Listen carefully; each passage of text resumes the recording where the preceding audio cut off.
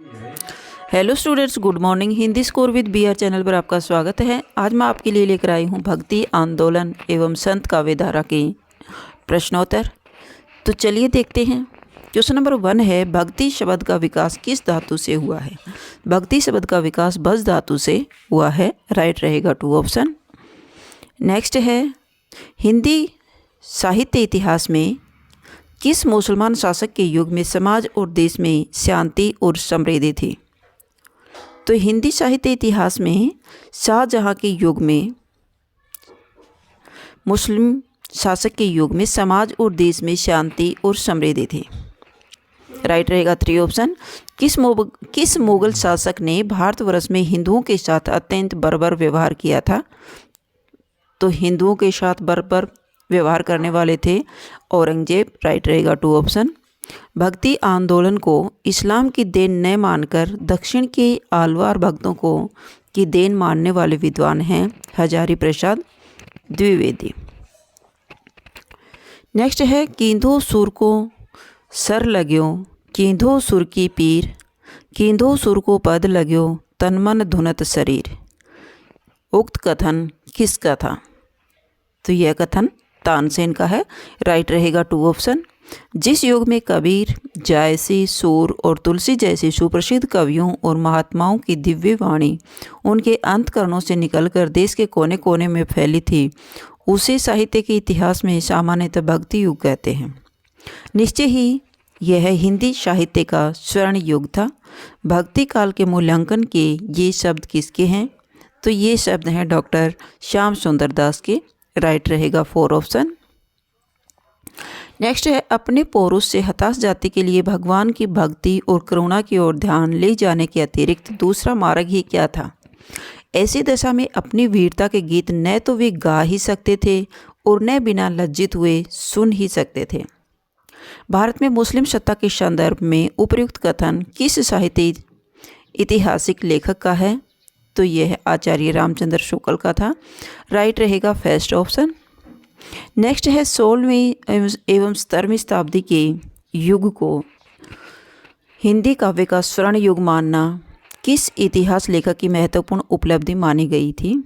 यह मानी गई है जॉर्ज ग्रियर्सन के। राइट रहेगा 2 ऑप्शन। नेक्स्ट है, शंकराचार्य ने सामाजिक एकीकरण के लिए किस दार्शनिक आध्यात्मिक एके का निरूपण किया? राइट रहेगा 3 ऑप्शन, अद्वैत वेदांत का। शंकराचार्य ने कौन से दार्शनिक आध्यात्मिक एके का निरूपण किया था? अद्वैत वेदांत का। राइट रहेगा 3 ऑप्शन। किस रामायण को आदि काव्य मानकर राम कथा के मूल स्रोत के रूप में स्वीकार किया जाता है? किस रामायण को? तो वाल्मीकि रामायण को आदि काव्य मानकर राम कथा के मूल स्रोत के रूप में स्वीकार किया गया है। तो राइट रहेगा 4 ऑप्शन। भक्ति का सर्वप्रथम उल्लेख कहाँ मिलता है? भक्ति का सर्वप्रथम उल्लेख श्वेता श्वेतर उपनिषद में मिलता है। राइट रहेगा फर्स्ट ऑप्शन। नेक्स्ट है, आचार्य शुक्ल ने भक्ति काल को कितने भागों में बांटा है? तो आचार्य शुक्ल ने भक्ति काल को 4 भागों में बांटा है। राइट रहेगा 3 ऑप्शन। भक्ति आंदोलन को ईसाई धर्म के प्रभाव स्वरूप विकसित माना है। तो राइट रहेगा फर्स्ट ऑप्शन, ग्रियर्सन ने भक्ति आंदोलन को ईसाई धर्म के प्रभाव स्वरूप विकसित माना है। तो किसने माना है? ग्रियर्सन ने। नेक्स्ट है, शिव किस भाषा का शब्द है? शिव तमिल भाषा का शब्द है। राइट रहेगा 2 ऑप्शन। ब्रह्मसूत्रों की रचना किसने की थी? ब्रह्मसूत्रों की रचना किसने की? वादरायण ने की। तो वादरायण फर्स्ट राइट रहेगा। भक्ति भारत से उत्तर भारत में भक्ति को प्रचारित करने का श्रेय किसे दिया जाता है? दक्षिण भारत से उत्तर भारत में भक्ति को प्रचारित करने का श्रेय रामानंद को दिया जाता है। राइट रहेगा 2 ऑप्शन। नेक्स्ट है, भक्ति के आद्य आचार्य माने जाते हैं रामानुजाचार्य। तो राइट रहेगा 2 ऑप्शन। प्रच्छन्न बोध के नाम से किस दार्शनिक को माना जाता है? तो प्रच्छन्न बोध के नाम से शंकराचार्य दार्शनिक को माना जाता है। राइट रहेगा 3 ऑप्शन। भक्ति के आधे आचार्य कौन माने जाते हैं? तो भक्ति के आधे आचार्य रामानुजाचार्य माने जाते हैं। द्वैतवाद का प्रवर्तन किसने किया है? द्वैतवाद का प्रवर्तन मध्वाचार्य ने किया। मोस्ट इंपॉर्टेंट क्वेश्चन है, काफ़ी बार पूछा जाता है। द्वैतवाद का प्रवर्तन किसने किया था? मध्वाचार्य ने। मध्वाचार्य ने किस संप्रदाय की स्थापना की थी? मध्वाचार्य ने ब्रह्म संप्रदाय की स्थापना की थी। राइट रहेगा 3 ऑप्शन। निम्बार्क संप्रदाय का दार्शनिक मत है द्वैतवाद। निम्बार्क संप्रदाय का दार्शनिक मत है द्वैतवाद। राइट रहेगा 3 ऑप्शन। निम्बार्क का अर्थ है नीम का रस या फिर अर्क। नीम के पेड़ के नीचे जिसे मोक्ष प्राप्त हुआ हो, नीम के वृक्ष पर सूर्य के दर्शन करने वाला, उपयुक्त सभी। तो निम्बार्क का अर्थ है नीम के वृक्ष पर सूर्य के दर्शन करने वाला। राइट रहेगा 3 ऑप्शन। नेक्स्ट क्वेश्चन है, इन कवियों और उनकी रचना का कौन सा जोड़ा गलत है? तुलसीदास, कवितावली। तो कवितावली तुलसीदास की रचना है, ये राइट है। रामचंद्रिका कबीरदास की, ये रॉन्ग है। रामचंद्रिका केशव की है। साहित्य लहरी सूरदास की है। तो ये पूछा कौन सा जोड़ा गलत है, तो 2 गलत है। संप्रदाय परंपरा में प्राचीन संप्रदाय है। संप्रदाय परंपरा में प्राचीन संप्रदाय ब्रह्म संप्रदाय सबसे प्राचीन संप्रदाय माना जाता है। राइट रहेगा 4 ऑप्शन। नेक्स्ट है, भक्ति काल के प्रारंभ में उत्तर भारत में किसका शासन था? भक्ति काल के प्रारंभ में उत्तर भारत में हर्षवर्धन का शासन था। राइट रहेगा फर्स्ट ऑप्शन।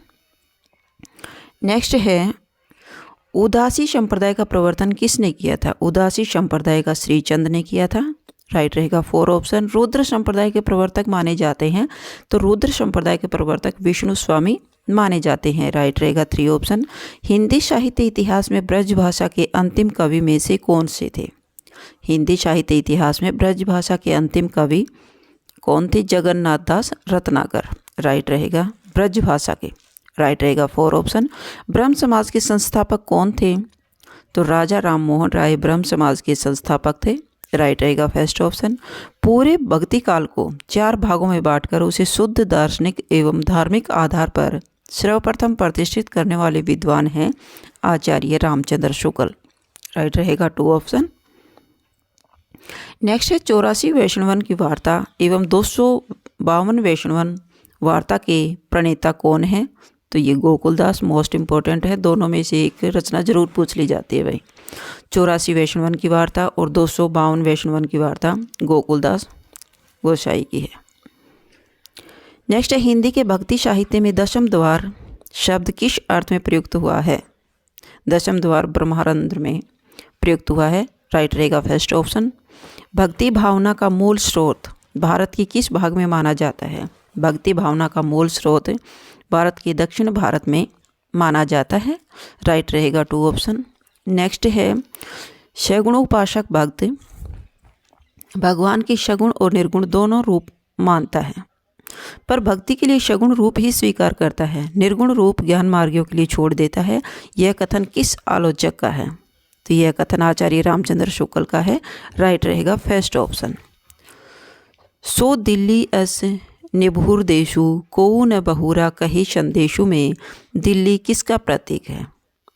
परलोक का, ससुराल का, पीहर का या इहलोक का? तो इसमें को न बहुरा कही संदेशु में दिल्ली परलोक का प्रतीक है। राइट रहेगा फर्स्ट ऑप्शन। नेक्स्ट है, हिंदुओं में मुसलमानों से लोहा लेने की शक्ति नहीं थी। वे मुसलमानों को न तो पराजित कर सकते थे और न अपने धर्म की अवहेलना सहन कर सकते थे। इस असहाय अवस्था में उनके पास ईश्वर से प्रार्थना करने के अतिरिक्त अन्य कोई साधन नहीं था। यह कथन निम्न में से किसका है? डॉक्टर रामकुमार वर्मा का। राइट रहेगा फर्स्ट ऑप्शन। नेक्स्ट है, मनोवैज्ञानिक तथ्य के अनुसार हार की मनोवृत्ति में 2 बातें संभव हैं, या तो अपनी आध्यात्मिक श्रेष्ठता दिखाना या भोग विलास में पड़कर हार को भूल जाना। भक्ति काल के लोगों में प्रथम प्रकार की प्रवृत्ति पाई जाती है, आध्यात्मिक श्रेष्ठता दिखाने वाली पाई जाती है। ये पंक्तियाँ किसके कथन से संबंधित हैं? ये बाबू गुलाब राय से संबंधित हैं। राइट रहेगा 4 ऑप्शन। भक्ति आंदोलन तदयुगीन निराशा की देन है, किस आलोचक का कथन है? भक्ति आंदोलन तदयुगी निराशा की देन है, ये आचार्य रामचंद्र शुक्ल का कथन है। राइट रहेगा 4 ऑप्शन। भक्ति आंदोलन महज भारतीय परंपरा का स्वतः विकास है, किस आलोचक का कथन है? यह हजारी प्रसाद द्विवेदी का कथन है। राइट रहेगा 4 ऑप्शन। शंकराचार्य ने किस संप्रदाय की स्थापना की और उसमें पंच देवोपासना की व्यवस्था की थी? यह था स्मार्त संप्रदाय। राइट रहेगा फर्स्ट ऑप्शन।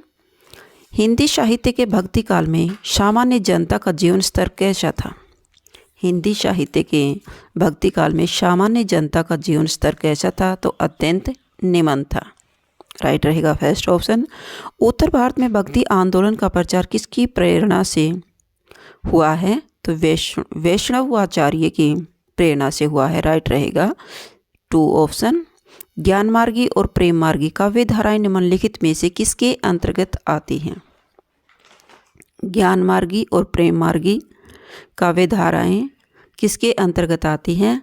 तो ये निर्गुण और सगुण दोनों के अंतर्गत आती हैं। तो राइट रहेगा ऑप्शन 3 उपर्युक्त दोनों। नेक्स्ट है संत काव्य की विशेषताएं। ये अब तक के क्वेश्चन थे भक्ति काल से संबंधित, और ये भक्ति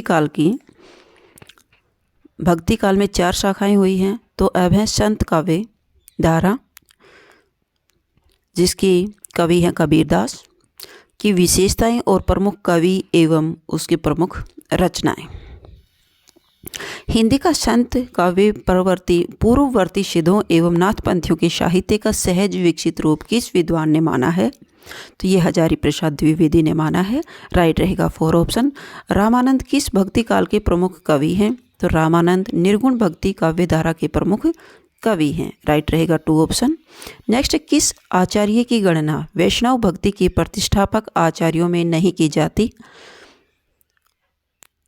किस आचार्य की गणना? तो हरिदास निरंजनी आचार्य की गणना नहीं की जाती। विष्णु स्वामी, रामानुजाचार्य और वल्लभ आचार्य को वैष्णव भक्ति के प्रतिष्ठापक आचार्यों में काउंट किया जाता है, तो नहीं की जाती। इसमें राइट रहेगा 3 ऑप्शन। हरिदास निरंजनी को नहीं की जाती।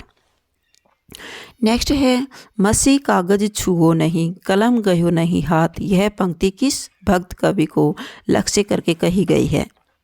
तो यह पंक्ति कबीरदास के द्वारा रचित है। तो कबीरदास को लक्ष्य करके कही गई है। मोस्ट इम्पोर्टेंट है भाई, काफ़ी बार पूछी जाती है ये परीक्षा में।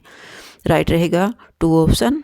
कबीर किसके शिष्य थे? कबीर रामानंद के शिष्य थे। नेक्स्ट है रज्जब, सुंदरदास, प्रागदास आदि संत कवि किस पंथ के अनुयायी थे? रज्जब, सुंदरदास, प्रागदास आदि संत कवि दादू पंथ के अनुयायी थे। राइट रहेगा 2 ऑप्शन। नामदेव का संबंध किस प्रवृत्ति से है? नामदेव का संबंध निर्गुणवाद की प्रवृत्ति में काउंट किया जाता है। राइट रहेगा फर्स्ट ऑप्शन। किस काव्य धारा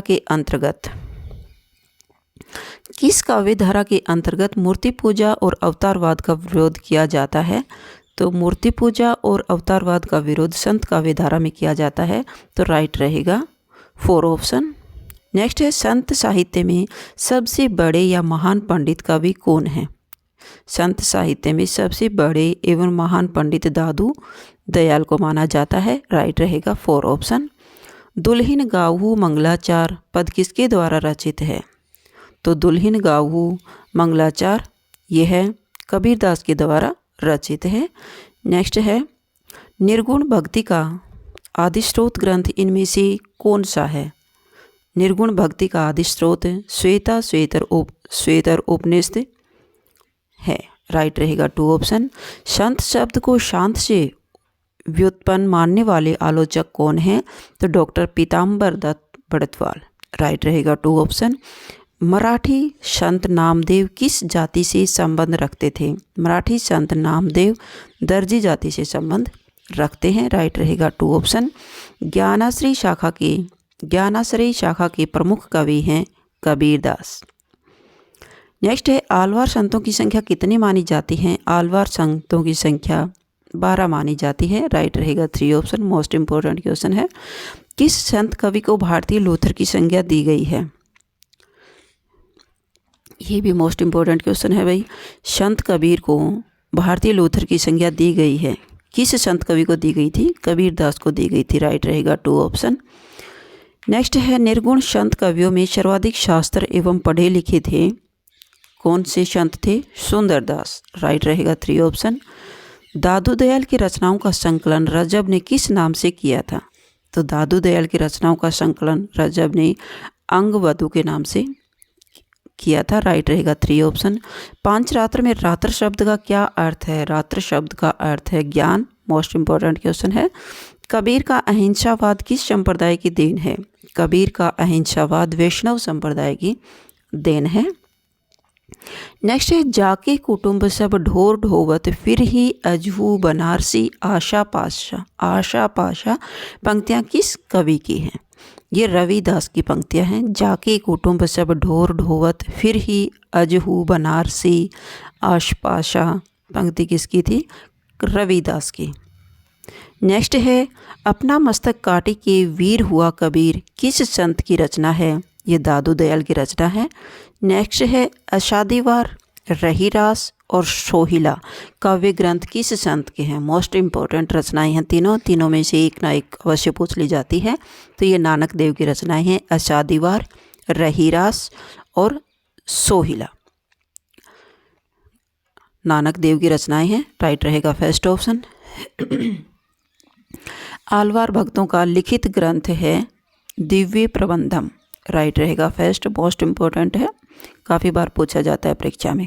भक्ति काल में एक ऐसा कवि हुआ जिसने अपने भाव व्यक्त करने के लिए उर्दू, फारसी, खड़ी बोली आदि के शब्दों का मुक्त उपयोग किया है। तो ये कबीरदास का है। राइट रहेगा 4 ऑप्शन। सिख धर्म के संस्थापक कौन हैं? तो सिख धर्म के संस्थापक गुरु नानक हैं। राइट रहेगा फर्स्ट ऑप्शन।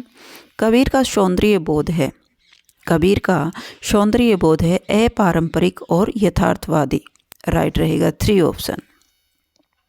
नेक्स्ट है इनमें से कौन सा पद कबीर की रचना में नहीं है? रमैनी, साखी और शब्द ये तीनों इसकी रचनाएं हैं। तो अपभ्रंश नहीं है। राइट रहेगा 4 ऑप्शन। नहीं पूछ रहा है ये। इनमें से कौन सी विचारधारा कबीर के काव्य में मिलती है? कबीर के काव्य में मिलता है रहस्यवाद। राइट रहेगा 2 ऑप्शन। संत मत का प्रवर्तक किसे माना जाता है? तो संत मत का प्रवर्तक संत कबीरदास को माना जाता है। राइट रहेगा 3 ऑप्शन। नेक्स्ट है कबीर को प्रेम भावना पर किस मत का प्रभाव है? कबीर की प्रेम भावना पर सूफी मत का प्रभाव है। मोस्ट इंपॉर्टेंट क्वेश्चन है भाई। कबीर किस साधना के लिए प्रसिद्ध है? कबीर हठ योग की साधना के लिए प्रसिद्ध है। राइट रहेगा 2 ऑप्शन।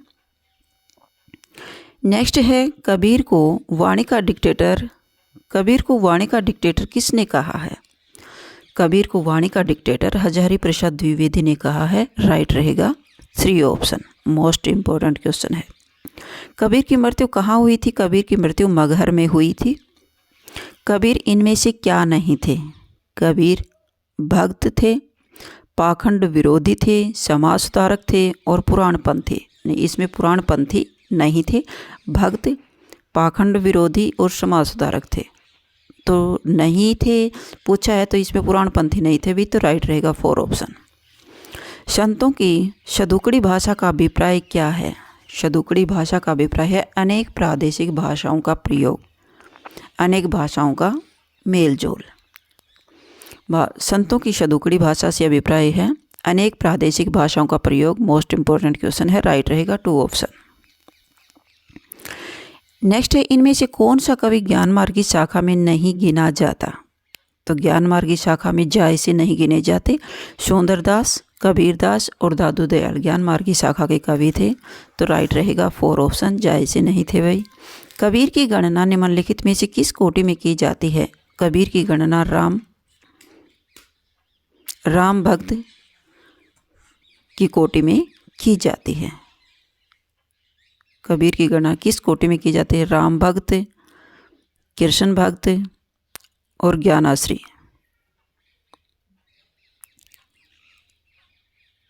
तो इसकी ज्ञानाश्री में की जाती है भाई। ये क्वेश्चन इसका आंसर रॉन्ग बता रहा है ये। कबीर की गणना ज्ञानाश्री कोटि में की जाती है। राइट रहेगा 3 ऑप्शन इसका। ये राम भक्त गलत है। कबीर किस काल के कवि थे? कबीर भक्ति काल के कवि थे। राम भक्त तो तुलसीदास को माना जाता है, न कि कबीर को। मलुकदास को किस शाखा का कवि माना जाता है? मलुकदास को किस शाखा का कवि माना जाता है? तो मलुकदास को ज्ञान मार्गी शाखा का कवि माना जाता है। राइट रहेगा फर्स्ट ऑप्शन। रामानंद के शिष्यों की संख्या क्या है? रामानंद के शिष्यों की संख्या है 12। मोस्ट इंपॉर्टेंट है, काफ़ी बार पूछी जाती है। संत मत इस्लामी एकेश्वरवाद का सूचक है। यह कथन किसका है? यह कथन रामचंद्र शुक्ल का है। मोस्ट इंपॉर्टेंट है। कबीर की वाणियों का सबसे पुराना नमूना किस ग्रंथ में मिलता है? कबीर की वाणियों का सबसे पुराना नमूना किस में मिलता है? गुरु ग्रंथ साहिब में मिलता है भाई। राइट रहेगा 2 ऑप्शन। नेक्स्ट है, नानक दर्शन का सार तत्व माना जाता है। तो नानक तत्व का सार तत्व जपूजी माना जाता है। 12 खड़ी की रचना है। 12 खड़ी रचना किसकी थी? मलुकदास की है। तो राइट रहेगा 3 ऑप्शन। निर्गुण साधक प्राय किस वर्ग में के हुआ करते थे? निर्गुण साधक निम्न वर्ग के हुआ करते थे। राइट रहेगा 4 ऑप्शन।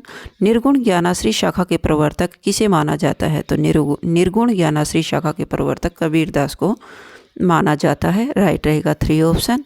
इनमें से महाराष्ट्र के प्रसिद्ध भक्त कवि कौन थे? महाराष्ट्र के प्रसिद्ध भक्त कवि थे नामदेव। राइट रहेगा 2 ऑप्शन। कबीर ने रमैया की दुल्हन किसे कहा है? तो कबीर ने माया को रमैया की दुल्हन कहा है। तो राइट रहेगा 2 ऑप्शन। मोस्ट इंपॉर्टेंट क्वेश्चन है, काफ़ी बार पूछा जाता है। हठ योगियों और सूफी फकीरों के संसर्ग में इनमें से कौन निर्गुण उपासना के प्रवर्तक हुए हैं? तो ये कबीरदास हुए हैं। राइट रहेगा 2 ऑप्शन। मुसलमान कबीर को निम्न में से किसका शिष्य मानते हैं? मुसलमान कबीर को शेख तकी का शिष्य मानते हैं। राइट रहेगा 2 ऑप्शन। आचार्य रामचंद्र शुक्ल ने संत काव्यों के रहस्यवाद को निम्न में से किस प्रकार का माना है? तो आचार्य रामचंद्र शुक्ल ने संत काव्यों के रहस्यवाद को साधनात्मक माना है। राइट रहेगा फर्स्ट ऑप्शन।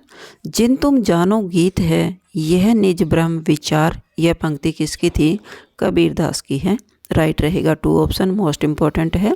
आलवार भक्तों का मूल स्थान कहाँ से माना जाता है? तो आलवार भक्तों का मूल स्थान दक्षिण भारत से माना जाता है। राइट रहेगा 2 ऑप्शन। आलवार का भक्त मूलतः किसको कहा जाता है? तो आलवार का भक्त वैष्णवों को कहा जाता है। राइट रहेगा 3 ऑप्शन। दिव्य प्रबंधम किसके पदों का संकलन है? दिव्य प्रबंधम आलवार भक्त का संकलन है। राइट रहेगा 4 ऑप्शन। आलवार भक्तों में के पद किस भाषा के हैं? आलवार भक्तों के पद तमिल भाषा में है। राइट रहेगा 2 ऑप्शन। सुखमणि 52 अखरी 12 मासा किस कवि के रचनाओं के नाम हैं? तो ये गुरु अर्जुन देव के नाम है। सुखमणि 52 अखरी और 12 मासा गुरु अर्जुन देव की रचनाएं हैं। राइट रहेगा 4 ऑप्शन। काहेरी नलिनी तो कुम्हलानी, यह पंक्ति किस कवि की है? तो ये कबीरदास की पंक्ति है। मोस्ट इंपॉर्टेंट है, काफ़ी बार पूछी जाती है। नेक्स्ट है, ढाई आखर प्रेम के पढ़े सो पंडित होए, पंक्ति किस कवि की है? ढाई आखर प्रेम के पढ़े सो पंडित होए कबीरदास की पंक्ति है भाई। राइट रहेगा फर्स्ट ऑप्शन। अजगर करे न चाकरी पंछी करे न काम, यह पंक्ति किसकी है?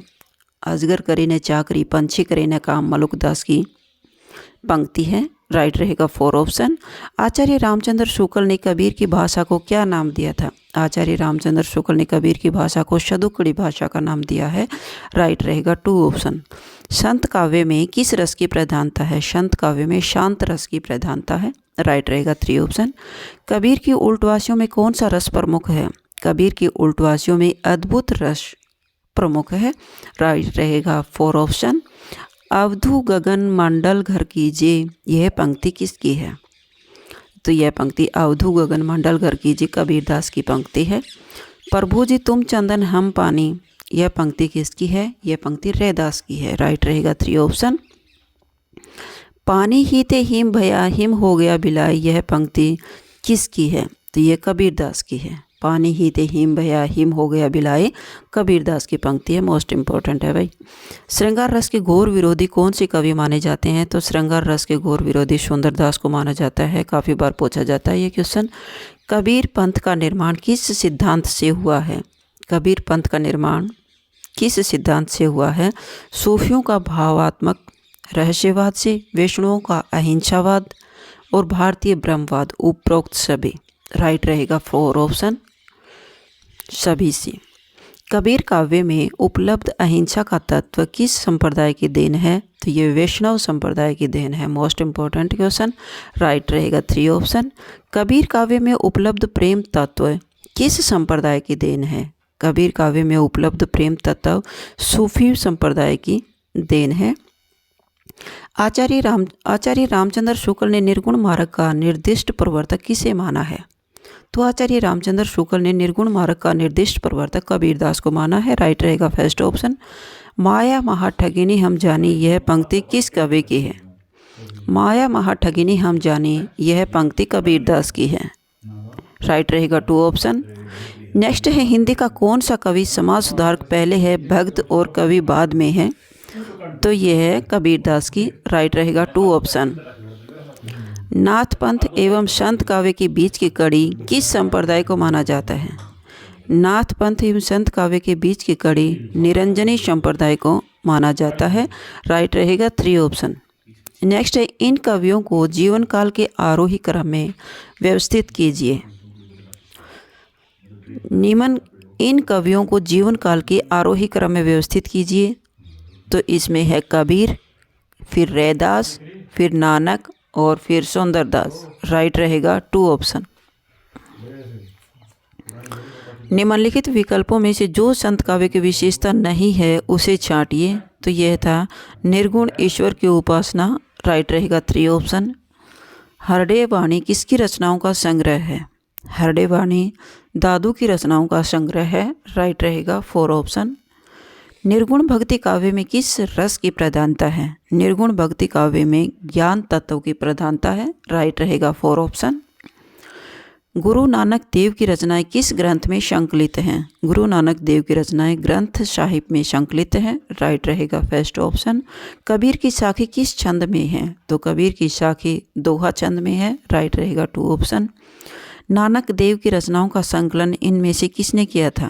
नानक देव की रचनाओं का संकलन गुरु अंगद ने किया था। राइट रहेगा फर्स्ट ऑप्शन। हिंदी भक्ति साहित्य की मुख्य काव्य धाराएं कितनी हैं? तो हिंदी भक्ति काव्य धारा की मुख्य काव्य धाराएं 4 हैं।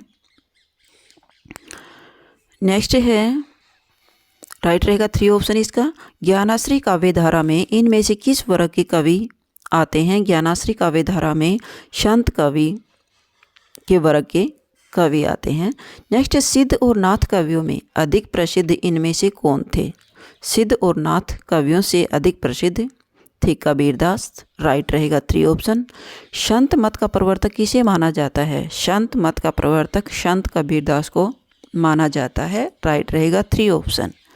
कबीर किस दार्शनिक विचारधारा को मानते हैं? तो कबीरदास अद्वैतवाद के दार्शनिक विचारधारा को मानते थे। राइट रहेगा 3 ऑप्शन। गुरु नानक देव का जन्म स्थान किस नाम से प्रसिद्ध है? गुरु नानक देव का जन्म ननकाना साहब के नाम से प्रसिद्ध है। राइट रहेगा 2 ऑप्शन। नेक्स्ट है, किस संत कवि ने परिष्कृत ब्रजभाषा में रचनाएं लिखी थी? तो परिष्कृत ब्रजभाषा में सुंदरदास ने रचनाएं लिखी हैं। राइट रहेगा 2 ऑप्शन। कबीर किस मुगल शासक के समकालीन थे? कबीर सिकंदर लोधी के शासक के समकालीन थे। राइट रहेगा 3 ऑप्शन। ये काफ़ी बार पूछा जाता है भाई। संत काव्य का आरंभ कब से माना जाता है? संत काव्य का आरंभ 14वीं शताब्दी से माना जाता है।